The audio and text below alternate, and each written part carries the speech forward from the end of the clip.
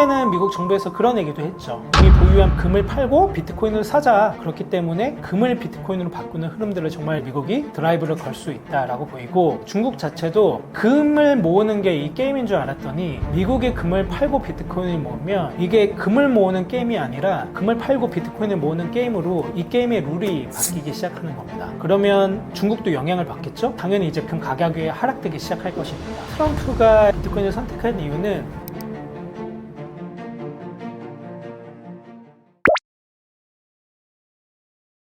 비트코인을 매각을 하면서 금을 비축하던 시진핑이 가상화폐 규제 전면 재검토를 좀 내세우고 있다라는 얘기들이 좀 들어오고 있는데요. 비트코인 비축에 들어가고 있다라는 표현들도 나오고, 시진핑의 진짜 속셈은 무엇이냐라고 볼 수가 있는데요. 기본적으로는 비트코인에 대해서는 중국에서 좀 이제 채굴도 좀 금지하고 투자할 수 있는 것들도 좀 막고, 그러면서 이제 비트코인을 좀 금기시하는 모습들을 최근에 좀 보여주다가 여러 가지 변화되는 흐름들이 나오고 있다라고 볼 수가 있고요. 홍콩, 이제 중국이랑 가장 또 이제 관련이 깊은 나라죠. 홍콩에서는 비트코인 이더리움 ETF가 이미 승인이 됐고, 그래서 중국에 있던 사람들이 홍콩에 무슨 사업장을 낸다거나 라고 할 때 그 사업장인 회사의 이제 이름으로 비트코인과 이더리움 ETF를 구입하는 등 좀 이제 다양한 흐름들을 사실 최근에도 보여주기도 했었죠. 하지만 여전히 이제 비트코인 같은 경우는 여러 가지 저울질하는 과정 속에 좀 있는 것 같아요. 왜냐면 기본적으로는 거기는 미국과의 여러 가지 거리두기나 또 아니면 거리를 좁히거나 미국을 관찰하거나 하는 이제 중국의 스탠스가 녹아져 있다라고 보시면 될 것 같고요. 25년 3월에 이제 트럼프가 이제 금에 대해서 미국 자체도 이제 금을 비트코인으로 대체하려는 얘기들이 좀 나오기 시작한 거죠. 포트녹스의 모든 것이 무사하길 바라지만 그곳에 금이 제대로 없으면 화가 날 것이라고 트럼프가 얘기를 했었고요. 실제로 이 함의는 뭐냐면, 저희가 이제 포트녹스가 이제 금을 비축하는 장소인데 금을 이제 재고 실사를 한 게 70년 정도 전이에요. 그러니까 금이 정말 이제 무사히 있길 바란다라고 하지만 그 함의 의중 속에는 금이 무사히 있지 않을 것이다 라는 함의를 주죠. 그래서 금을 비트코인으로 대체할 것이다 라는 함의를 미국이 정말 계속적으로 주고 있다라는 얘기들을 저희가 볼 수 있고요. 최근에는 미국 정부에서 그런 얘기도 했죠.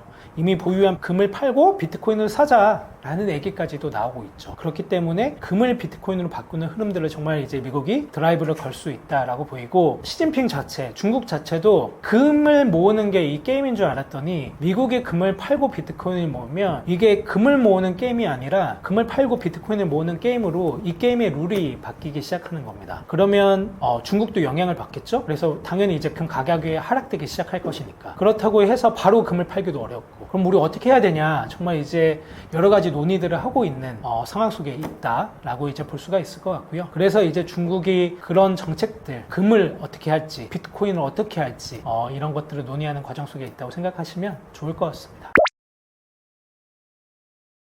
비트코인을 전략적으로 비축하는 자산, 트럼프가 인정을 했다라고 말씀을 드렸었죠. 특히나 이제 비트코인 2023 내슈빌 작년에 이제 행사에서 압수한 비트코인을 팔지 않겠다라고 선언을 했고, 올해 3월에 그 행정명령에 서명을 하면서 비트코인 20만 개는 지속적으로 미국이 들고 가는 자산이 됐습니다. 그리고 앞으로 100만 개를 5년간에 걸쳐서 살지는 논의하는 과정 속에 있고, 이거를 이제 국민들의 세금으로 걷어서 사는 거는 좀 이제 논의가 필요하겠지만 앞으로 지속적으로 비트코인을 보유하려는 흐름들이 만들어지고 있다라고 보시면 좋을 것 같고요. 트럼프의 속셈은 무엇이냐라고 본다면, 기본적으로 비트코인이라는 자산을 인정함과 동시에 달러를 강화하려는 흐름들을 또한 같이 만들고 있죠. 그래서 크립토라고 해서 이제 크립토 전체 이제 시장 자체를 부밍하는 흐름들도 같이 만들어 줬었죠. 특히나 이제 임기 트럼프가 정권에 들어오기 전에 본인의 이름과 와이프의 이름으로 된 민코인도 발행을 하면서 정말 이제 그 가격이 빵 뛰는 흐름들을 보여주기도 했었는데요. 그게 실제로 이제 크립토라는 가상자산 암호화폐 시장에 도움이 될지는 모르겠지만, 여러 가지 의중 속에 그래도 가장 드러나 있는 거는 비트코인을 전략적 비축자산으로 하면서 비트코인을 보유하려는 것, 그리고 또 하나는 달러의 강화를 위해서 스테이블 코인을 도입하고 그 스테이블 사용을 더욱 강화하려는 것들을 보여주고 있다라고 보시면 좋을 것 같아요. 결국에는 비트코인과 달러 두 가지를 어떻게 갖고 가냐라는 것들이 가장 큰 이니셔티브다라고 보시면 좋을 것 같습니다. 비트코인으로 이제 중국을 압박하려는 트럼프의 계획이 앞으로 어떻게 될 것이냐, 라고 보신다면 아까도 말씀드렸듯이 이 게임의 룰이 바뀌고 있죠. 처음에 이 룰은 내가 이제 화폐, 우리의 화폐가 가치가 하락을 하니까 금을 계속 모으자라는 것들로 이제 애기들이 되어 있었죠. 근데 이 게임이 금에서 이제 비트코인으로 바뀌기 시작한 겁니다. 그래서 그 드라이브를 미국이 먼저 걸었고 압수한 것도 팔지 않고 5년간 계속적으로 보유하려는 흐름도 만들고 있고 국가뿐만 아니라 기업에서도 비트코인을 계속적으로 사서 모으고 있고 기업과 기관, 개인들이 계속적으로 비트코인을 사는 흐름들을 보이고 있습니다. 그러니까 이 흐름을 미국이 먼저 만들었죠. 이 흐름을 미국이 만들다 보니까 비트코인과 금이 장기적으로 봤을 때는 금이 비트코인으로 넘어올 게 너무나 자명해 보이죠. 그렇다면 금을 모으기 싸움에 이제 가장 크게 동참했던 중국 같은 경우는 이제 난리가 난 거죠. 우리 비트코인 채굴도 금지했었는데 비트코인 모으는 것도 이제 금지했었는데 이런 상황에서 우리가 이제 어떻게 해야 될 것인가 라는 것들을 긴박하게 논의하고 있는 상황이다 라고 볼 수가 있을 것 같고요. 중국이 이 게임에 어떻게 참전을 할지가 되게 이제 또 재밌는 관전 포인트가 될 거다. 한국 같은 경우는 미국과 중국의 낙수효과로 성장을 해왔던 나라이기 때문에 미국의 정책과 중국의 정책을 정말 잘 살펴볼 필요가 있고요. 이 게임은 이미 바뀌었습니다. 그래서 금에서 비트코인으로 넘어오는 게임의 흐름은 만들어졌고 계속적으로 이어질 걸로 보여요. 그래서 한국이라는 나라 또한 비트코인을 어떻게 하면 전략적으로 비축을 할 수 있는지, 우리가 어떤 식으로 보유를 할 수 있는지 여기에 대해서 정말 잘 고민을 해야 되고요. 현재 이제 한국에서는 비트코인 ETF도 아직 도입이 안 됐죠. 그리고 이제 기업들이 비트코인을 살 수 있는 것들도 잘 마련이 안 돼 있죠. 물론 이제 마련하고 있는 상황이지만 그런 것들을 좀 더 빠르게 도입을 하면서 한국 기업들이 그리고 나라 차원에서도 비트코인을 비축할 수 있는 것들을 논의할 필요는 정말 있다고 보이고요. 또한 한국에서는 비트코인 채굴 사업이 안 되어 있죠. 할 수가 없죠. 하지만 이제 제주도나 이제 남쪽으로 좀만 내려가다 보면은 잉여 전력, 정말 이제 남는 전력들이 많아요. 그런 것들을 활용한 재생에너지를 활용한 친환경 비트코인 채굴을 할 수가 있거든요. 그래서 전기라는 거는 사실 되게 간헐적입니다. 그래서 언제 여기에서 전기가 100이 필요하다고 해서 전기를 100을 생산하는 게 아니라 항상 더 오버캐파해서 생산을 하기도 하고 좀 더 모자라기도 하고, 그래서 모자랄 때는 저장 장치를 이용해서 비축을 하기도 하고 이렇게 됩니다. 그러면 오버캐파해서 이제 더 많이 생산하는 전기는 비트코인으로 채굴을 할 수가 있어요. 그래서 이런 사업들이 현재 이미 미국에서는 나스닥 상장사인 비트코인 채굴 기업들이 15개 정도가 되거든요. 거기서는 비트코인 채굴을 정말 열심히 하고 있고요. 또한 이제 일본의 공기업에서도 비트코인 채굴을 하고 있고, 부탄이라는 나라에서는 GDP의 3분의 1을 비트코인 채굴 사업으로 대체하는 걸로 볼 수가 있거든요. 한국 같은 경우도 지금 재생에너지 얘기들 많이 나오잖아요. 이 재생에너지 산업의 하나의 축이 비트코인 친환경 채굴이 될 수가 있습니다. 그래서 이런 것들을 만들어갈 수 있는 것들을 좀 보면 좋을 것 같다라고 생각을 하고 있고요. 비트코인을 전략적으로 보유하는 것, 비트코인 산업을 장려하는 것, 이 두 가지를 좀 고려해보면 좋을 것 같습니다. 사실 트럼프가 이제 비트코인을 선택한 이유는 비트코인을 막을 수 없기 때문에 선택을 한 거다라고 보시면 좋을 것 같아요. 비트코인이 이제 사람들이 너무 잘 알려져 있고, 사람들에게 알려지기 시작하고, 사람들이 이게 좋은 돈이라는 걸 알기 시작하고, 기존의 달러나 이제 다른 국가들의 통화를 대체해서 비트코인을 모으는 것들도 이제 만들기 시작하고, 비트코인으로 결제할 수 있는 것들도 흐름들이 산업이 만들어지기 보니까 이 비트코인이라는 거를 막을 수 없다라는 거를 미국이 인지를 하기 시작했었죠. 24년 1월 비트코인 ETF를 승인하기 전에. 그렇기 때문에 이걸 막을 수 없다면 이거를 우리가 빨리 받아들여야 된다라고 미국에서 스탠스를 정한 거고요. 그래서 다른 코인이 아닌 왜 비트코인을 선택했냐라고 하면은 가장 탈중앙화되어 있는 돈이고, 다른 코인들은 다 찍어낼 수가 있어요. 그래서 기본적으로 이제 공급이라는 게 한정된 자산은 이 크립토 시장에서 비트코인밖에 없다라고 보시면 좋을 것 같고요. 그렇기 때문에 이제 비트코인을 선택을 한 것이고, 가장 강한 자산이다라고 봤기 때문에 비트코인을 택했다라고 보시면 좋을 것 같습니다. 또한 지금 보시는 왼쪽의 책 Thanks God for Bitcoin에서는 비트코인을 선한 돈, 선하고 강한 돈이라고 표현을 하고요. Thanks God for Bitcoin이라는 함의가 하나님은 비트코인을 주셔서 감사합니다라는 의미인데, 이 책이 출판된 게 이제 2020년도이거든요. 이 책이 이제 마이클 세일러가 추천한 책이기도 하고, 이제 한국계 미국인 지미송 이라는 분이 블록체인 프로그래머인데 같이 쓴 책이기도 해요. 그래서 다양한 분들이 이 책을 같이 쓰는데 참여를 하셨었는데 이 Thanks God for Bitcoin이라는 말이 미국에서 유행이 됐었어요. 그래서 신시아 로이스가 되게 이제 공적인 자리에서 Thanks God for Bitcoin 이라고 얘기를 하면서 정말 이제 하나님, 기독교 국가잖아요, 미국이. 그래서 Thanks God Bitcoin, 하나님 비트코인을 주셔서 감사합니다 라는 얘기들을 공적으로 하는 것들을 이제 볼 수가 있었습니다. 이번 달에 이제 비트코인 2025 라스베가스 행사가 열립니다. 5월 27일에서 29일에 열리고요. 저희 업루트 컴퍼니가 그 비트코인 for corporation이라는 기관에 가입되어 있다고 말씀을 드렸잖아요. 스트래티지와 비트코인 매거진을 운영하는 기관이고 저희도 초청을 받아서 참석을 합니다. 이 해당 행사에서는 정말 다양한 이제 비트코인 회사의 이제 대표들도 오고요. C레벨들도 오고 이 비트코인 자체에 관심이 많은 사람들도 와서 정말 이 행사를 정말 즐길 예정이다 라고 보시면 좋을 것 같아요. 특히나 저희가 참석하는 행사는 이 비트코인 for corporation 회사들이 모여서 심포지움을 하는데요. 저희도 거기서 패널로 가서 각 국가마다 비트코인을 어떻게 대하고 있는지, 비트코인을 어떤 식으로 접근하면서 모아가려고 하고 있는지 이런 것들에 대한 이야기들을 좀 나누려고 하고요. 정말 이제 좀 재밌고 풍성한 행사가 되지 않을까 생각하고 있습니다. 이제 강남 길거리에 코인 환전 ATM 기계들이 좀 많이 생겼다고 하죠. 그리고 이제 기사랑 보도자료, 영상들을 보면 거래량이 이제 85조를 넘겼다고도 하는데요. 어떤 코인으로 거래를 하고 있고 거래 방식이 어떻게 되는지, 또한 수수료는 어느 정도 되는지 좀 많이 궁금해 하실 것 같은데요. 우선은 저도 해당 영상을 좀 찾아봤습니다. 그래서 거래량이 85조라고 하는데 인용했던 자료를 보면 사실 5대 가상자산 거래소, 5대라고 하면 그 업비트, 빗썸, 코인원, 그리고 고팍스, 그리고 코빗 정도로 얘기를 하는데요. 이 5대 가상자산 거래소의 스테이블 코인 유입과 유출의 규모라고 합니다. 그래서 사실 이거를 다 더했을 때 85조라고 하는데 요거는 ATM의 거래량과는 좀 상관이 하나도 없어요. 그래서 ATM은 이 가상자산 거래소랑은 좀 무관한 거래량이다 라고 생각을 하시면 좋을 것 같고요. 전반적으로 이 ATM을 이용하는 사람이 누구냐라고 보면은 가상자산 거래소를 이용할 수 없는 사람이다 라고 생각을 해주시면 좋고, 한국에 보통 이제 합법적으로 거주하며 외국인 등록증을 보유한 외국인들 같은 경우는 가상자산 거래소를 이용할 수가 있어요. 근데 이제 해외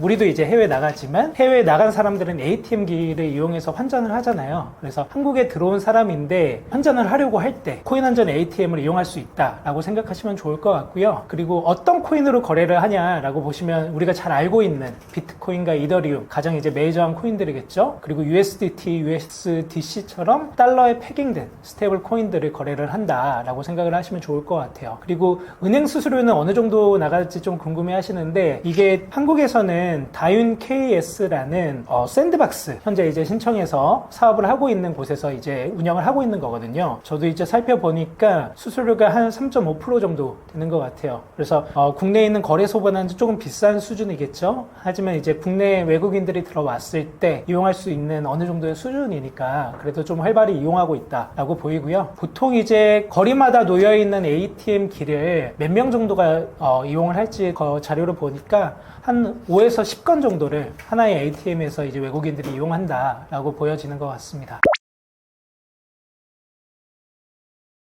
최근에 그 미국의 패스트푸드 체인인 스테이크 앤 쉐이크, 스테이크랑 쉐이크를 파는 곳이겠죠? 모든 매장에서 이제 비트코인 결제를 지원하고 있다고 했는데, 비트코인 결제가 정말 가능하고 많이 이용하고 있는지 정말 많이 궁금해 하실 것 같아요. 그래서 보시면 정말 가능하고요. 보통 이제 이 라이트닝 네트워크라는 거는 제 속도로 이제 송금을 할 수 있는 비트코인의 새로운 이제 그 네트워크 방식을 활용해가지고 송금을 할 수 있는 거거든요. 그래서 이거를 그 미국 전역에 한 10,000여 개 정도의 이제 매장이 있다고 들었던 것 같아요. 거기서 다 사용을 하고 있다고 그러고, 최근에 이제 X라는 이제 플랫폼에 들어가 보면 사람들이 실제로 정말 그 매장에 방문해서 거기 보면은 이제 현금으로 내는 것도 있고 카드로 결제하는 것도 있고 맨 하단에 비트코인으로 결제는 하는 게 되어 있습니다. 그래서 비트코인으로 실제로 결제를 하고 이제 햄버거도 먹고 칩도 먹고 이런 것들의 영상이 많이 올라오고 있는데요. 정말 이제 활발하게 좀 이용하고 있다라고 생각을 해주시면 좋을 것 같고요. 이것뿐만 아니라 라이트닝 네트워크한 그 지갑들도 많이 상용화되고 있습니다. 이미 너무나 잘 알고 계시는 그 스트라이크라고 미국의 이제 잭 멀러라는 이제 대표가 운영을 하고 있죠. 최근에는 이제 우리가 잘 아는 투자사, 한국인이죠. 미국의 소프트뱅크와 테더사, 그리고 이제 스트라이크가 같이 만든 회사도 또 있어요. 그래서 거기에 대표, 여기는 이제 그 말씀드렸던 스트래티지처럼 이제 비트코인을 전략적으로 보유하는 전략들을 취하는 곳이거든요. 거기를 이제 대표를 맡은 잭 멀러가 개인적인 회사를 운영하는 것은 스트라이크라는 회사고요. 거기서는 이제 비트코인 송금을 정말 활발하게 해주고 있고, 이런 지갑뿐만 아니라 원래도 뭐 사토시, 다양한 지갑들을 통해서 사람들이 개인 간의 송금들도 활발하게 하고 있다라고 생각해 주시면 좋을 것 같습니다. 맞습니다. 너무나 잘 알고 계시는 이 비트코인 전략 보유라고 이제 하는 기업들이 한국은 아직은 없지만 글로벌에서 많이 생겨나고 있고요. 특히나 미국에서 그 흐름을 주도를 하고 있고, 지난 3월에 미국이라는 국가 자체에서도 미국의 이제 트럼프 대통령은 압수한 20만 개 비트코인 이거를 팔지 않겠다라고 행정 서명을 했습니다. 그래서 압수했던 그 비트코인은 팔지 않겠다. 하지만 이제 5년 동안 비트코인을 보유하는, 그러니까 1년에 20만 개씩 비트코인을 사는 이제 법안들에 대해서는 논의가 있었는데, 이거는 좀 뒤로 미뤘거든요. 미국인들의 세금으로 사는 것이기 때문에. 하지만 최근에는 이제 뉴햄프셔에서는 그거와 같은 법안이 통과가 됐죠. 그래서 주 차원에서는 그 비트코인을 전략적으로 보유하는 것들도 실행이 되고 있고, 기업에서도 비트코인을 보유하는 것들이 많이 진행이 되고 있다라고 보시면 좋을 것 같습니다. 특히나 이 흐름을 주도하고 있는 것은 미국의 그 언급드렸던 스트래티지라는 나스닥 상장사고요. 스트래티지에서는 기업들이 자기 미국뿐만 아니라 전 세계 기업들이 비트코인을 전략 보유할 수 있도록 스트래티지와 비트코인 매거진이 비트코인 for Corporation 이라는 기관을 만들어서 각 국가의 상장사들이 비트코인을 전략적으로 보유할 수 있도록 전방위적으로 돕고 있다라고 보시면 좋을 것 같습니다. 이런 상황 속에서 한국이 코인을 태하는 태도가 어떨지도 궁금해 하시는데요. 사실 최근에 이제 대통령 선거 준비를 하면서 각 정당에서 비트코인에 대한 얘기들도 많이 나오는 것 같고요. 특히나 이제 비트코인 ETF 도입 같은 경우는 좀 더 빠르게 이루어질 것 같고, 저희 이제 코스닥 코스피 상장사에서도 비트코인을 보유할 수 있는 법안들이 마련이 되고 있다라고 보시면 좋을 것 같습니다. 아직 코인 관련 규제가 정확하게 정해지지 않고 있다라고 하면 정해지지 않은 범위도 있고요. 정해진 범위도 있고, 그렇게 볼 수가 있는 것 같습니다. 한국에서는 사실 코인이라고 하면 처음에는 좀 투기적으로 생각했던 부분들이 있어요. 특히나 ICO라는 코인을 누구나 발행할 수 있는 그런 단계의 코인이 이제 사업을 처음 시작했던 것들이 있습니다. 그 당시에는 누구나 코인을 발행했고, 정말 제대로 검증되지 않은 프로젝트들, 사람들에게 이제 코인을 팔기만 하고 어느 정도 가격이 튀었을 때 실제로 이제 그 프로젝트는 이루어지지 않는 그런 경우들이 정말 많았죠. 그리고 또한 이제 한국의 프로젝트였죠. 테라 루나 같은 사태도 불과 3년 전에 있었다라고 보시면 좋을 것 같아요. 테라 루나는 이제 한국인들 뿐만 아니라 글로벌적으로도 문제가 많이 됐었죠. 그래서 그런 사태가 있다 보니까 기본적으로 코인에 대해서 좀 네거티브하게 생각하는 측면들이 많았던 것 같습니다. 그래서 코인을 발행한다고 할 때 이 사람들이 어떻게 이 규제와 범위 안에서 코인을 발행해야 되는지, 이런 논의들은 최근에 좀 더 이루어지고 있는 것 같고요. 특히나 2만 개, 3만 개의 가상자산 중에서 비트코인 자체는 좀 이제 24년 1월에 미국에서 비트코인 ETF 승인이 되면서 다른 코인들, 다른 가상자산과는 다르게 좀 독보적인 자산으로 인정을 받고 있다라고 생각하시면 좋을 것 같아요. 그래서 개인적으로도 기본적으로 비트코인과 다른 가상자산은 좀 구분해서 보는 게 좋고요. 비트코인은 디지털 금이라고도 얘기를 하고 정말 이제 새로운 자산이죠. 기본적으로 우리가 얘기했듯이 투기로 이 자산을 봤다면 그 이후에는 투자로 이 자산을 접근을 했었고요. 최근에 미국에서는 이 자산을 전략적으로 비축하는 리저브라는 표현을 쓰면서 전략적 비축 자산으로 대하고 있다라고 보시면 좋을 것 같습니다. 돈의 역사라고 하면 사실 이 책, Thanks God for Bitcoin이라는 책에서 돈의 역사가 되게 잘 나와 있습니다. 이 책은 2020년도, 2021년도에 미국에서 나왔던 책인데요. 성경을 기준으로 해서 돈이 어떻게 흘러왔는지를 잘 얘기를 해주거든요. 그래서 예수님이 사셨던 그 시대에도 돈이 존재했습니다. 당시에는 데나리온이라는 화폐가 존재했고요. 그 데나리온이라는 화폐는 은이랑 가치가 연동이 되어 있었어요. 그래서 처음에 데나리온을 발행했을 때 은이 상당수의 함량이 들어가 있었는데, 시간이 흐르면서 이 데나리온에 들어가는 은의 함량이 줄어들기 시작합니다. 그래서 이 데나리온의 가치와 은이 잘 연결이 되지 않기 시작하는 거죠. 이 사례를 사실 저희는 금, 이라는 사례에서도 좀 생각해 볼 수가 있습니다. 그래서 달러와 금이 처음에는 좀 연동이 되었었잖아요. 하지만 이제 1971년도에 금본위제가 폐지가 되면서 달러는 금에 연동되지 않고 자유롭게 미국에서 찍어낼 수 있는 자산이 됐죠. 그래서 최근에는 이 화폐의 가치 자체가 계속적으로 떨어지는 것들을 볼 수가 있어요. 근데 이 돈의 역사가 물론 그 돈에서 코인으로 넘어갈 거냐라고 하면은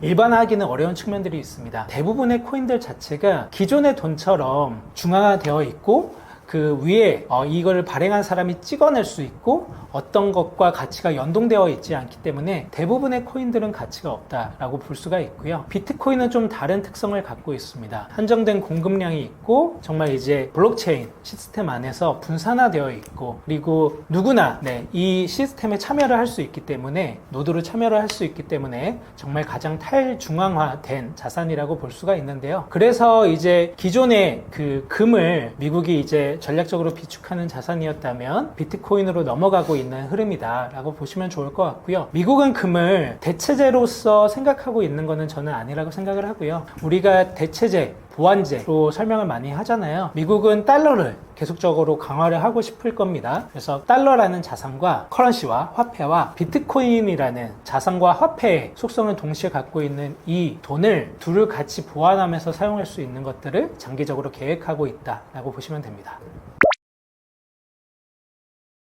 월급으로 코인을 달라고 하는 외국인 노동자들이 늘어나고 있는 추세다라고 이제 목소리들이 많이 들려오는데요. 사실 이거는 저는 이미 다른 나라에서 많이 경험을 했었던 것 같습니다. 제가 이랜드라는 회사에서 한 6년 정도 근무를 했었고 당시에 베트남의 주재원으로 있었는데요. 최근에 이제 제가 작년에 베트남에 3개월 정도 나갔었는데 월급을 거기서는 이제 달러에 패깅된 스테이블 코인이 있다고 말씀을 드렸죠. USDT나 USDC나 그걸로 받는 경우들이 상당히 많아요. 그래서 기존에 우리가 이제 화폐, 그 나라의 자국 화폐, 예를 들면 베트남에는 동이 있죠. 한국에는 원이 있고요. 미국은 달러가 있고. 근데 이제 그 USDT나 USDC 같이 스테이블 코인으로 받는 경우들이 좀 많이 생겨나고 있다라고 보면 좋을 것 같고요. 이 이유 중에 또 하나는 예를 들면 우리 한국에서는 크게 해당 사항이 좀 없을 수도 있겠지만 저희가 이제 소프트웨어를 수출한 나라 중에 남미의 페루라는 나라가 있어요. 남미 페루 옆에는 엘살바도르도 있고 그리고 아르헨티나도 있고 다양한 남미 국가들이 있는데요. 엘살바도르는 이제 비트코인을 법정화폐로 지정을 했던 나라죠. 그리고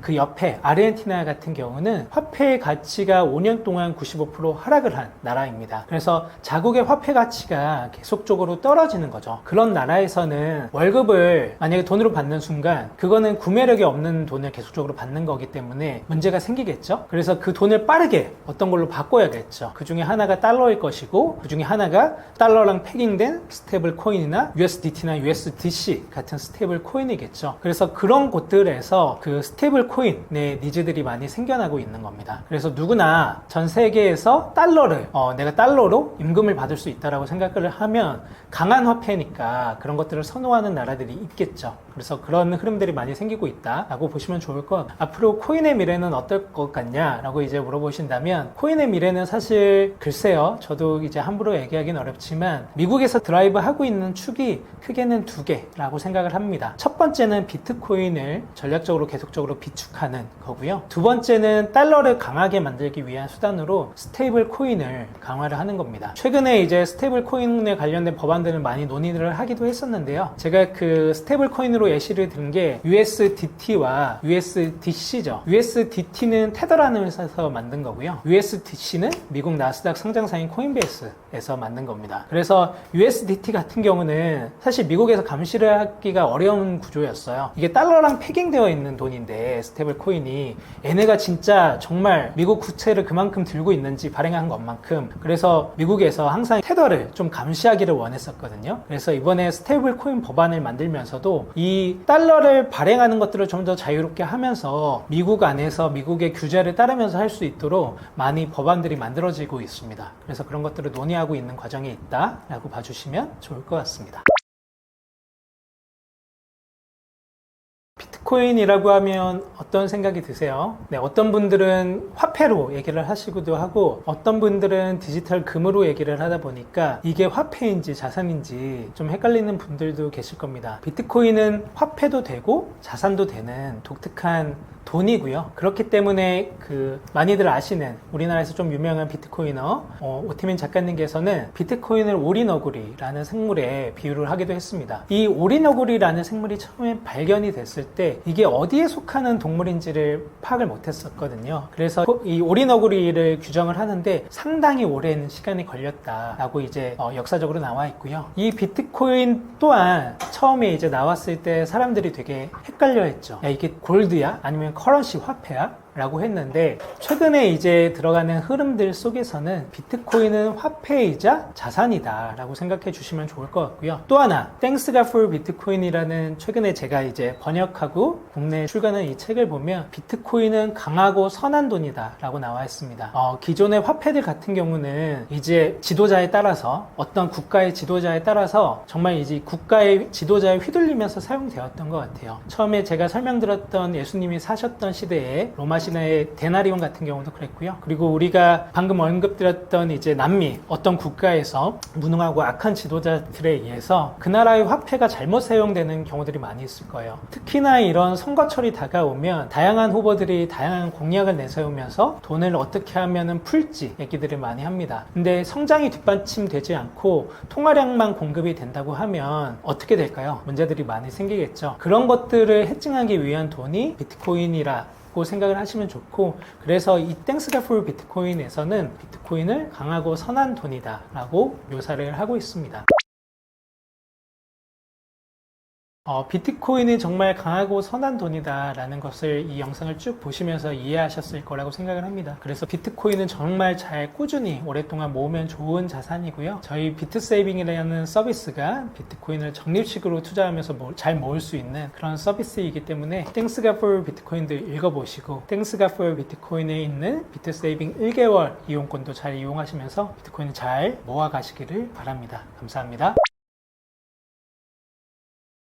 현재 비트코인 시장 상황 좀 말씀드려 보려고 하고요. 또한 이제 보시면 비트코인 같은 경우는 너무 잘 아시겠지만 말씀드렸던 마이크로 스트래티지라는 기업을 위시해 가지고 기업들에서 이제 계속적으로 비트코인을 보유하려는 흐름들이 좀 만들어지고 있다라고 보시면 좋을 것 같아요. 미국에는 이제 나스닥 상장사의 스트래티지를 필두로 해 가지고 세밀러 사이언티픽 그리고 이제 채굴 기업들 다양한 기업들이 계속적으로 비트코인을 보유하는 전략들을 사용하고 있고요. 한국은 아직 시작을 못했지만 바로 옆 나라 일본에서는 메타플래닛이라는 이제 기업이 비트코인을 전략적으로 보유하는 것들을 계속적으로 실행을 해나가고 있어요. 사실 한국에서도 그런 전략을 실행을 하려고 했던 회사가 있죠. 넥슨이라는 회사고요. 한국에서 못하니까 넥슨 재팬에서 일본 지사에서 비트코인을 샀었고 당시에 이제 1717개 비트코인을 샀었는데 아직까지 팔지 않고 있고요. 현재는 일본에 있는 메타플래닛이라는 회사가 뒤늦게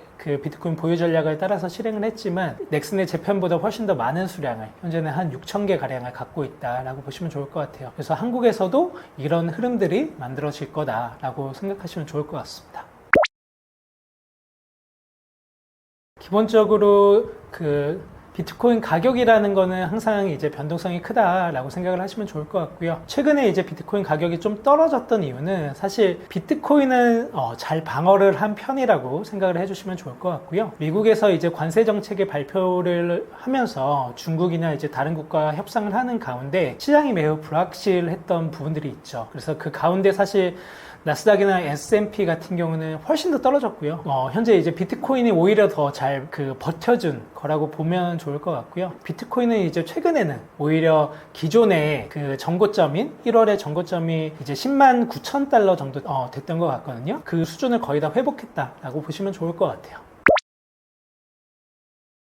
그 테슬라 투자사로 너무 잘 알려져 있죠. 최근 이제 아크 인베스트먼트가 비트코인의 가격 전망치를 2030년까지 240만 달러로 상향 조정을 했다라고 이제 나와 있는데요. 여기에 대한 실현 가능성이 있냐라고 이제 물어보실 것 같은데, 사실 이거는 여러 가지 케이스로 좀 나눠서 이 가격 전망을 했고요. 240만 달러 같은 경우는 불 케이스, 그러니까 정말 이제 비트코인이 뜨겁다 라고 얘기를 했을 때 240만 달러, 그러니까 하나로 얘기했을 때는 약 33억 한 개당 수준으로 볼 수가 있고요. 그리고 이제 베이스 케이스, 기본 시나리오로 갔을 때는 120만 달러, 그러니까 하나로 약 16.5억이네요. 그렇게 볼 수가 있고, 베어 케이스, 좀 약하게 이제 비트코인이 오른다라고 볼 때는 50만 달러, 약 6.9억 수준으로 예상을 했습니다. 그래서 현재 비트코인 가격이 약 10만 달러에서 머물러 있죠. 그래서 베어 케이스로 했을 때 5배, 그리고 블루 케이스로 했을 때 24배 까지 성장한다라고 이제 아크 인베스트에서 전망을 했는데요. 사실 개인적으로는 이 베어 케이스 수준은 달성할 수 있을 거라고 보고 있고요. 솔직히 이제 아크 인베스트먼트는 항상 좀 세게 가격을 얘기하는 측면들이 있어요. 그래서 테슬라 이제 주가 전망 같은 경우도 정말 이제 높게 얘기하는 경우들이 많잖아요. 그래서 저희가 가려서 들을 부분들은 있지만 기본적으로 베어 케이스는 달성 가능성이 매우 높다라고 저는 보고 있습니다. 앞으로는 이제 비트코인을 팔 때만 세금을 내지 않고 보유만 해도 세금을 내는 비트코인 부유세 도입 논의가 촉발되고 있다라는 이제 얘기들이 좀 들려오고 있습니다. 이게 비트코인에 미치는 영향이 무엇이며 한국에 어떻게 도입이 될 가능성이 있냐라는 얘기들을 좀 해볼 수 있을 것 같은데요. 사실 이제 비트코인 ETF가 도입이 되면서 ETF로 이제 비트코인을 사면 개인들이 어떻게 비트코인을 보유하고 있는지를 국가에서 너무 잘 들여다볼 수 있게 됐다라고 볼 수가 있고요. 또한 이제 실명 계좌, 한국의 실명 계좌, 미국의 실명 계좌, 각 국가의 실명 계좌랑 연동된 거래소에서 비트코인을 사게 되면 개인들의 계좌를 국가에서 이제 추적을 할 수가 있는 거죠. 그래서 다들 이제 얼마나 샀는지, 얼마나 보유하고 있는지를 국가에서 다 이제 볼 수 있게 됐는데요. 그래서 이제 예를 들면 저희가 주식에 투자를 하면 한국 장에서 투자를 하면 얼마, 그리고 미국 장에 해외 주식에 투자를 하면 얼마, 이렇게 우리가 수익을 거뒀을 때 세금을 내게 되어 있잖아요. 비트코인에 대한 얘기들도 이렇게 나오고 있는 거죠. 가상자산으로 거둔 수익에 대해서 세금을 내는 것들은 지금 만들어지고 있고, 또한 뿐만 아니라 비트코인을 보유하고 있다는 만으로도 세금을 내는 비트코인 부유세 도입 논의도 이제 만들어지고 있는데요. 사실 이런 것들은 개인적으로는 비트코인을 오히려 좀 더 그레이 에어리어에서 좀 더 사람들이 비트코인을 따로 별도의 개인 지갑을 활용한다거나 이런 것들을 더 촉발하는 수단만 될 뿐이라고 저는 생각을 좀 하고 있습니다. 그래서 미국 같은 경우도 비트코인으로 이제 내는 세금은 좀 없이 하는 것들을 좀 이제 논의되는 과정들에 있고요. 또한 미국뿐만 아니라 다른 나라에서도 좀 마찬가지예요. 그래서 우리가 비트코인을 어떻게 바라보냐에 따라서 뷰가 달라진다고 했었잖아요. 화폐라고 할 때는 사실 돈을 낼 필요가 없죠. 내가 화폐인데 이걸 많이 갖고 있고 적게 갖고 있냐에 따라서 사실 돈을 더 낼 필요가 없잖아요. 사람들이 이제 정부의 뷰에 따라서 세금을 걷어야겠다라고 오는 국가도 있는 것 같고, 이거는 아니다, 좀 다른 방식으로 접근해야 된다라고 보는 국가에서는 좀 다르게 접근하는 그런 경우들이 많이 생겨나고 있다고 생각을 합니다. 한국에서는 개인적으로 솔직히 잘 모르겠어요. 이게 정부마다, 우리 정권이 바뀌는 경우마다 이 가상자산에 대한 접근이 되게 많이 달랐었고, 또한 이제 소득, 어떤 부수입, 이런 것들에 대한 세금 정책도 많이 달라졌었기 때문에 어떻게 될 것이다 라고 좀 일반화하기는 사실 좀 어려운 측면들이 있습니다.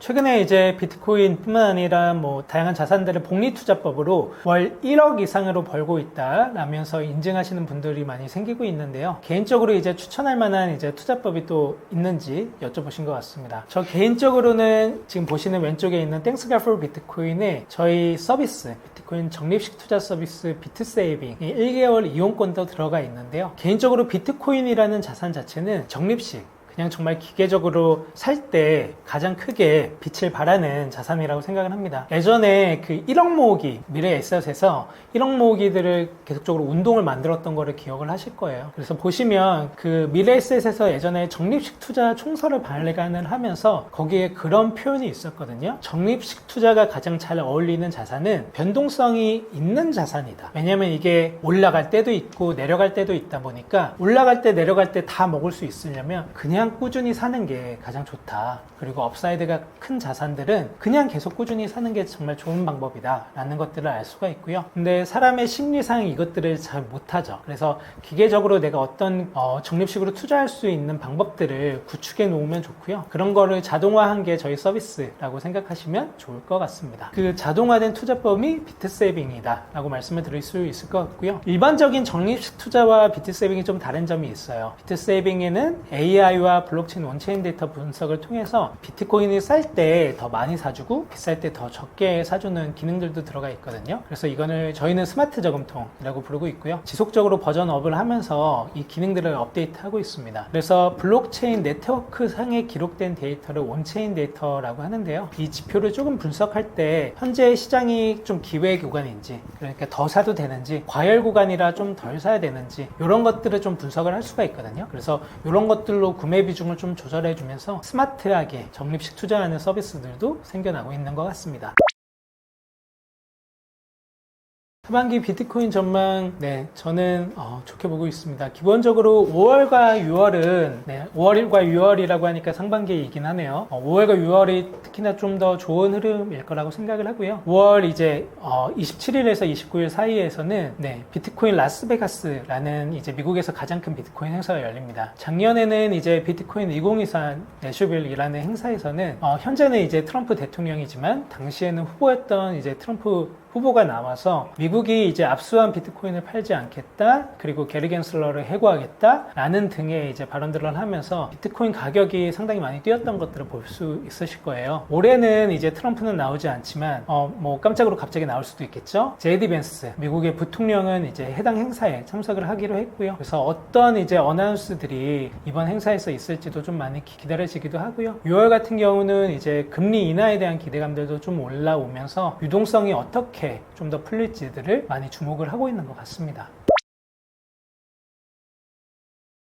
텍사스에서 가상화폐 준비급 비축법이 통과되어 트럼프 5대 암호화폐 비트코인, 이더리움, 리플, 솔라나, 카르다노가 결정되었습니다. 이에 따라 암호화폐를 공식 금융 시스템에 통합하려는 움직임이 확산되고 있다고 보이는데요. 비트코인에 어떤 영향을 끼치나요? 우선적으로 이제 트럼프가 대통령이 되고 나서 크립토 서밋이라는 거를 열었었어요. 그리고 당선이 되고 나서 파티도 했었고요. 당시에 이제 다양한 이제 코인 재단 그 대표들이 나와서 같이 행사를 즐기기도 했었는데요. 백악관의 초청을 했을 때 이제 그 기준은 사실 나중에 언급을 하기도 했지만 그냥 시총순으로 뽑았다라고 얘기를 했었습니다. 그래서 비트코인은 이제 대장이 없잖아요. 그래서 마이클 셀러가 가가지고 비트코인 쪽은 대신을 했었고, 뭐 이더리움 비탈릭 부텔리는 오지는 않았던 것 같고, 리플이랑 솔라노, 카르다노 뭐 대표들도 왔던 것 같고, 그래서 사실 시총순위로 뽑았기 때문에 크게 의미 없다라고 얘기를 했었는데, 사실 보시면 이제 트럼프 입장에서도 그 부담이 될 수가 있습니다. 내가 어떤 코인을 밀어주는 모양으로 좀 보일 수가 있잖아요. 그래서 그런 것들이 부담이 될 수가 있고, 그래서 이제 단순하게 그냥 시총순으로 뽑은 거야 라고 이제 얘기를 할 수가 있고요. 또한 이제 미국에서는 그 로비가 합법이잖아요. 그래서 트럼프가 대통령이 되는데 크게 기여를 했던 코인들이 있습니다. 그래서 그런 코인의 이제 그 발행자이자 대표들 같은 경우는 특별하게 그 행사들에도 초청을 또 많이 받죠. 그런 모습들을 좀 볼 수가 있고요. 이런 것들이 어떤 시스템을 좀 보여주냐라고 얘기를 한다면, 이 체인들은 사실 좀 멀티 체인으로 활용을 할 수가 있어요. 그래서 USDT나 USDC 달러에 이제 패킹된 스테이블 코인을 발행한다고 할 때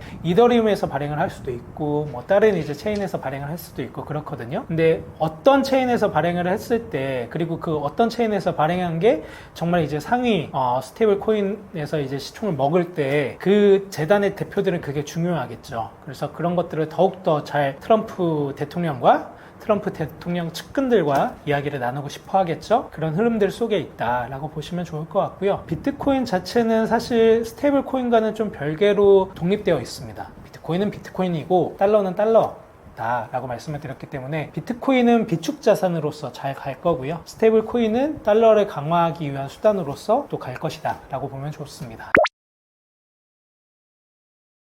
트럼프 밈코인, 트럼프가 이제 대통령이 딱 이제 됐다라는 게 좀 알려지면서 이제 대통령으로 취임을 하기 전에 거의 직전에 발행했던 코인이 트럼프 밈코인이었고 그 와이프인 멜라니나 코인이었죠. 그래서 기존에 있던 유동성들을 이 두 코인이 먹으면서 다른 코인들이 거의 그 유동성이 말라갔던 흐름들을 당시에 좀 보여줬던 것들이 있습니다. 그래서 트럼프가 보시면 이 크립토라는 시장은 내가 부흥시키겠다라는 것들을 상당히 이제 어필을 하면서 취임 직전에 이제 정말 이제 대통령이 되기 위해서 이제 전투를 벌일 때 크립토가 그때 당시에는 정말 이제 빠르게 올라갔던 것들을 볼 수가 있어요. 근데 정작 이제 대통령이 됐다는 게 결정이 되고 바로 이제 또 밈코인을 발행을 하면서 다른 유동성들을 흡수를 하면서 다른 그 트럼프 코인과 멜라니나 코인들을 제외한 것들은 유동성이 말라버리는 것들을 볼 수가 있었는데, 그래서 사실 어떻게 보면 트럼프는 정말 이제 주요한 인물이지만 이 시장적으로 봤을 때는 리스크가 존재하는 사람이기도 합니다. 그래서 우리가 그거를 항상 양면을 잘 보면서 좀 이제 지켜보면 좋은 측면들이 있다라고 보여요.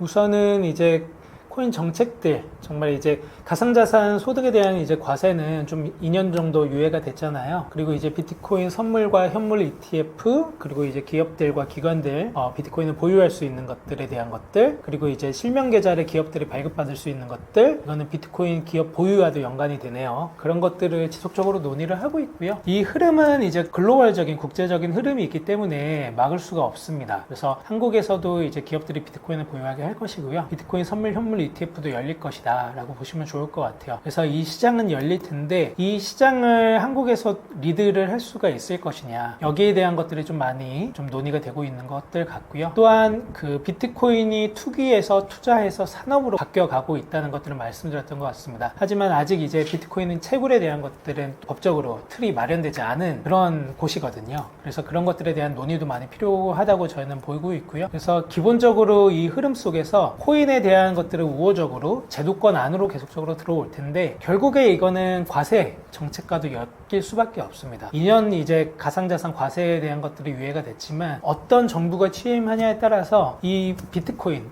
가상자산에 대한 과세 정책을 변경을 할 수가 있을 거거든요. 그 경우에 따라 이 시장이 좀 더 약화될 수도 있고 좀 더 이제 활기를 띨 수도 있고 좀 다양한 방법으로 변화가 되지 않을까 생각이 좀 들고 있습니다. 미국이 금을 비트코인으로 대체한다라는 얘기가 나오는데 여기에 대해서 어떻게 생각하냐라고 질문을 주셨는데요. 우선 이 얘기는 너무 이제 잘 알고 있죠. 25년 3월 트럼프가 이제 압수한 비트코인을 팔지 않겠다, 20만 비트코인을 팔지 않겠다라는 거를 행정명령에 서명을 하면서 미국에서 이제 비트코인이 전략적 비축 자산으로 지위를 인정받았다라고 보면 좋을 것 같아요. 이 흐름은 계속적으로 이제 트럼프 임기 동안 이어질 거다라고 보시면 좋을 것 같고요.